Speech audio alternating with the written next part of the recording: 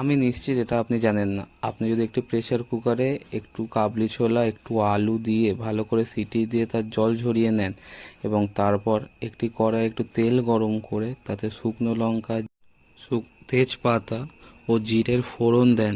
জিরের ফোড়ন দিয়ে তাতে একটু আদা বাটা মিশিয়ে দিন। আদা বাটা মিশিয়ে দিয়ে একটু জল মিলিয়ে সামান্য নাড়িয়ে নিন।